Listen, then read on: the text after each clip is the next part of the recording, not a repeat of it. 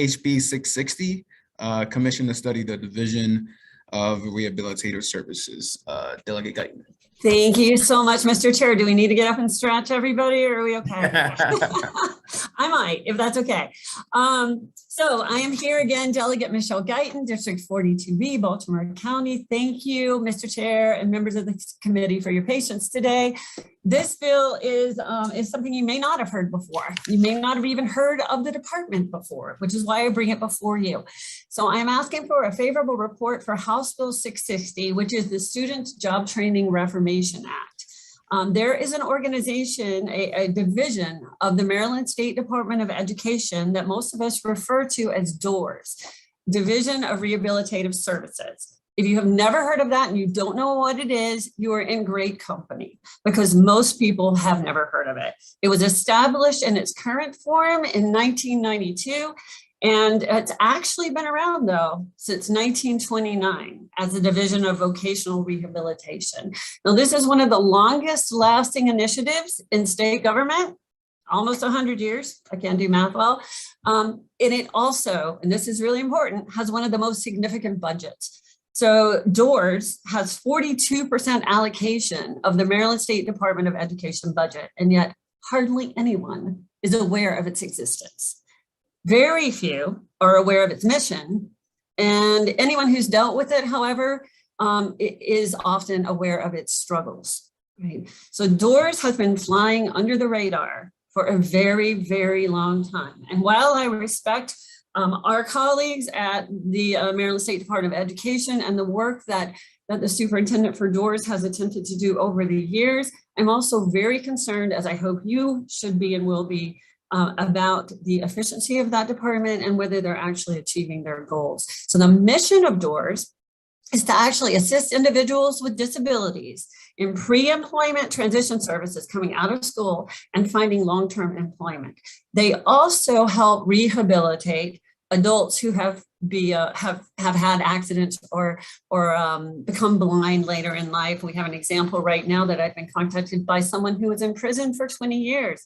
During that time in prison, he went blind, right? So imagine what life was like 20 years ago. And now he's getting out of prison. He's been actually out of prison for a few months, and he has been unable to get any training through DORS. And he's on a waiting list now. And he may get some help in 2 years or so, but he's coming from a situation where he's absolutely unable to negotiate things for himself. Their job is to work with him as well. So one of the main problems with DORS, I think I just illustrated it, is the inefficiency of the system and the extreme waits for services. He would be considered an emergency case and he may be waiting for years. The DORS 2020 annual report states that for that year, 2020, 6,124 people were on the wait list. 318 of them, 5% of them, moved from the wait list that year. So it would take 20 years for them to get to the bottom of that wait list. The fact is they won't, because the level of disability categorizes you for priority. So like the gentleman I just mentioned who really needs immediate services to get a job and to be in society and move around his world would be at the top level. So in a couple of years, he may get service. There is a middle level for people who have less severe disabilities, and the wait list there is about 8 years. However, there's a third category for people who have less severe disabilities. And the important thing to recognize here is these people may actually require fewer services, less training to be independently employed. They are never going to receive those services. They don't even attempt to put them on the wait list anymore. So this means that so many individuals who should legally be eligible for this program are honestly left without any resources. But for the fiscal watchdogs on this committee, and hopefully we all are to some extent, another very, very serious concern is that during the last yearly report, DORS graduated only 925 individuals to full-time employment. However, this is the big number, they're being funded in that year at a whopping $352,966.80. That adds up to $380,588 for each client who is successfully achieving employment. I don't believe that anyone on this committee would consider that an acceptable return on our investment. So what are we going to do about it? As you know, I got a plan. The solution that I bring with House Bill 660 is that I don't have all the answers. I worked at the board at MSDE. I was one of the few who was aware of this program. It was never discussed in board meetings. And I've been talking to people about ideas of improvement for so many years. The one thing that people do agree on, and you'll see that in the testimony and in the written testimonies of support, is that we really need to do something. My idea, all I have right now is to bring a commission of stakeholders, and these are very, very terrific stakeholders, to the table to study and make recommendations on many of the primary concerns that we've discussed over the past few years. And some of those include things like, does DORS need to be out from under the Maryland State Department of Education where it would get more attention? Does it need its own board? How do we get rid of that waitlist problem? And are we prioritizing people in the correct ways? But mostly, how can we I don't want to pull any money from this program, it's very important, but how can we make that money actually work efficiently for us so that the people who need help from DORS are actually going to receive it in a timely fashion? So I'm going to let it go there. You can tell I care about this a lot. I thank you for your support of House Bill 660. I'm aware of a couple of amendments being suggested today by advocacy groups, and I think I've told them all that I would accept them as friendly amendments. Happy to answer any of your questions. Thank you so much. Thank you, Delegate Guyton. First witness will have Stacey Herman. Good afternoon, Madam Chairman, Vice Chairman, and members of the committee. My name is Stacey Herman, and I am the Assistant Vice President of Neurodiversity and Community Workforce Development at Kennedy Krieger Institute. I'm here today in support of House Bill 660. You have my written testimony, but I will briefly highlight a few points. At Kennedy Krieger, we have a Neurodiversity at Work program. Core Foundations at Kennedy Krieger Institute is a community rehabilitation partner through the Division of Rehabilitation Services, providing short-term employment services to individuals with disabilities. DORS has crucial services for individuals with disabilities. These programs are the building blocks for a successful transition from school to meaningful employment and increasing independence. Accessing services through DORS has proven to be challenging for many individuals with disabilities and has become significantly more challenging due to the ongoing COVID-19 pandemic. Establishing the commission to study DORS is a formal way to review and analyze the current policies, processes, and efficiencies of DORS, with the goal of making systematic change to broaden DORS services and to make those services available to more Marylanders with disabilities. There are over 1 million Marylanders who identify as having a disability, and only about 23,000 who access DORS services each year. With access to the right support services, individuals with disabilities contribute significantly to the economic growth of Maryland communities. Partners like Kennedy Krieger have readily available recommendations to enhance the programming of DORS. Having a formalized commission will accelerate these efforts and have the potential to bring more individuals into the program and support their meaningful employment. On behalf of Kennedy Krieger, we ask for your favorable report on House Bill 660, and thank you for your time. Thank you. Next, we'll have Lisa Weederlight. Man, I am messing up everybody's name today. It's okay. It's Weederlight. You were close. Thanks. Well, good afternoon. My name is Lisa Weederlight. I'm the parent of a 21-year-old son with autism and other disabilities who graduated from high school last year in Maryland. I'm respectfully asking for your favorable consideration of HBC 660, which would create a commission to study DORS. I'm fairly active in the autism community in Maryland, and with the exception of one parent I know, none of us have had positive experiences with DORS. Among the issues with which I'm aware that DORS seems unable to serve those with the highest level of needs relating to independence and communication, that the employment sites with which it has agreements are limited so they can be far away, and transportation for people with disabilities itself can be limiting, and that DORS staff have been non-responsive, so just participating or attempting to participate requires so much follow-up that it behooves caregivers to seek other options. This is not a great service for our community. According to research from Drexel University, up to 80% of people with autism are under or unemployed. We need a streamlined and effective system that is responsive to the needs of the whole disability community. This, unfortunately, right now does not seem to be DORS. I will leave you with an example of my own. When my son was in high school, we attempted to participate in a DORS program called Pre-Employment Transitioning Services, or pre-ETS. This program focuses only on students who are in transition in the ages of 14 to 21. I was told they would provide job training through internships in the community. After completing a mound of paperwork and sending it to DORS for my son, I received a call from a DORS staff member. She told me there was an opportunity for him to work at Sinai Hospital doing office work. I accepted gleefully, but asked if there would be a one-on-one aid for him, as he has a one-on-one aid in school.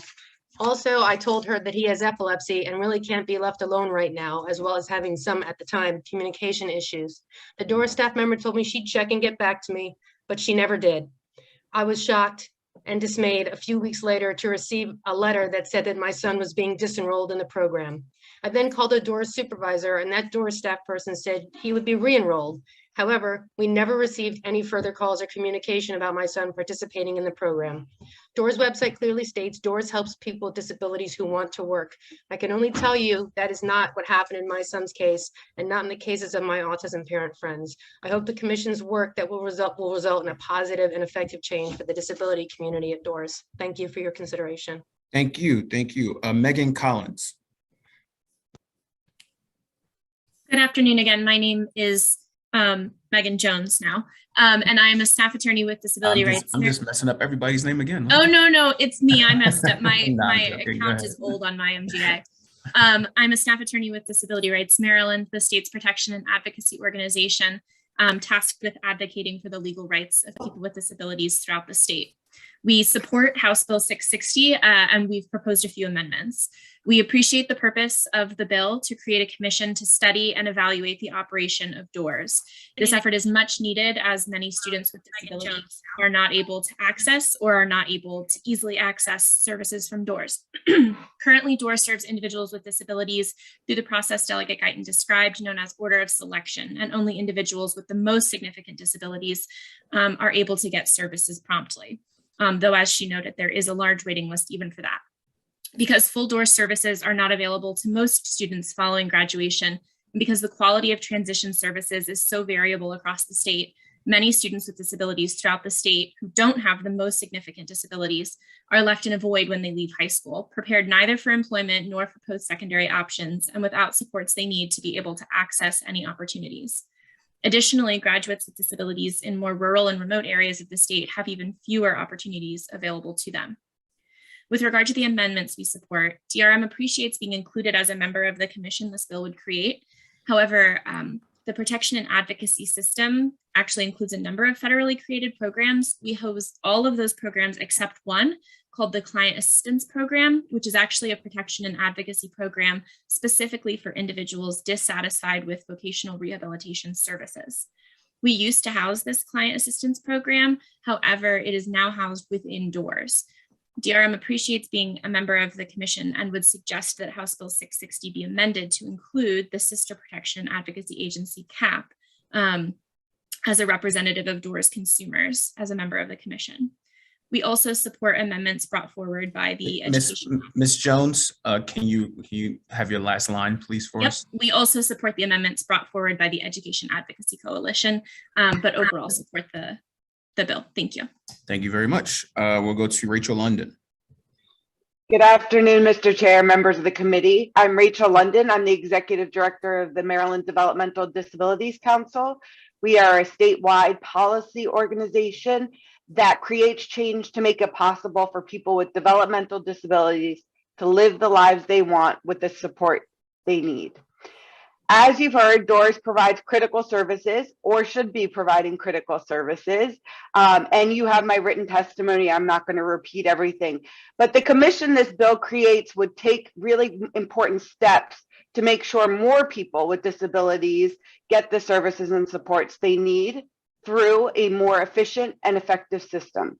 So we absolutely support the bill, and we appreciate the sponsor's willingness to work with us with two amendments that I do want to talk about. We believe both of them would strengthen the commission's purview.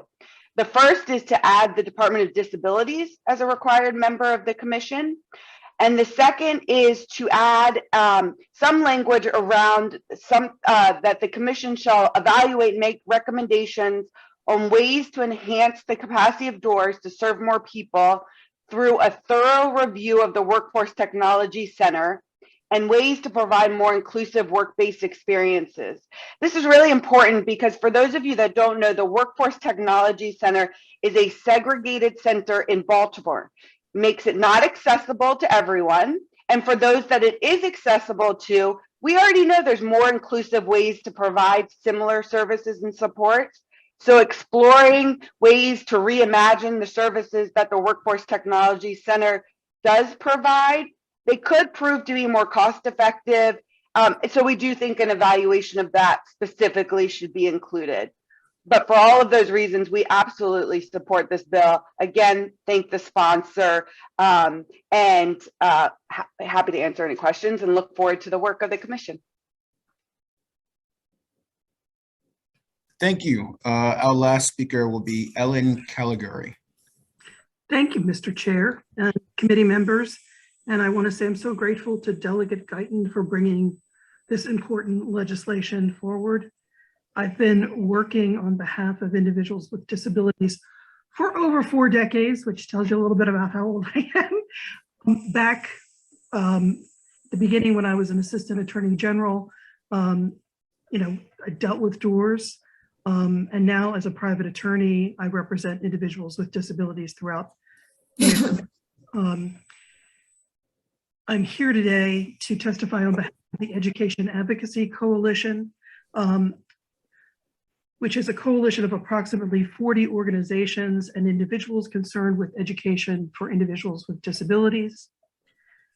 The EAC supports strongly taking a fresh look, as Delegate Guyton said, at DORS and how it's spending its money and how it might be better reimagined. Currently, as Delegate Guyton explained, DORS serves students through this process known as order of selection, which means that only students with the most significant disabilities get services. And as Delegate Guyton said, you might wait a long time, even if you're a student with very significant disabilities. DORS has this pre-employment transition services that are supposed to better help students who are in high school to prepare for work and post-secondary education. I have represented students who've gone through that process. As was testified earlier, DORS is saying that they no longer have the human resources available to manage both the pre-ETS program and their vocational rehabilitation program, which means the quality of services throughout Maryland is spotty. And you can't rely on it in necessarily one jurisdiction being as it is in another jurisdiction. Ms. Caligari, thank you for your testimony. Can you give us your final thoughts? Sure. So the Education Advocacy Coalition strongly supports this legislation and urges favorable with the amendments that we have in our written testimony that Rachel just testified to a few moments ago. Okay. Thank you so much. Thank you. Any questions? Delegate Guyton, I do have a question for you about DORS. Within a commission that you want to create, I was reading through it. Does it include, can you make clear whether or not this will look at the capacity of DORS to be able to improve their capacity, improve how many staff members they have? Can you just speak to that? Like, it talks about budgeting and how much budget it can increase, but doesn't speak directly to like staffing for the agency. Yeah, thank you so much for that question. I think that's a really important thing for this commission to look at, among other things. And I'll ask you to be patient with me for a second. This is number 4 bill, and I haven't gotten them all pulled out in order yet. So I'm looking for the actual legislation. I'm still remembering which one we're talking about. It does have a great list of things that they're looking at. Sure, I think we should be very clear about staffing. No, absolutely. And that, I think, is certainly within the intent and the mission of this. I mean, there's so, and I know I feel like I'm just knocking doors. I know they do some good work. But there's so much that's not working that I wouldn't want to limit this to, I wouldn't want to limit this at all, honestly. So I tried not to be incredibly prescriptive. We said they could add extra members if they wanted. They could look at other issues if they wanted, because I don't know everything about the program. I just know I hear a lot of things. So, and I work with all these people. So, and then just to mention a lot of the amendments that you've heard, well, they're pretty much the same. And we've already spoken on those and they're very simple to add. And certainly they would be friendly amendments. So no problem with that at all. Well, if this bill moves, there'll be amendment for me to add me to the bill. I'd be happy to have it. Thank you, Delegate Guy. Any other questions for the delegate and her panel? Seeing none, that concludes the public hearing on House Bill 660.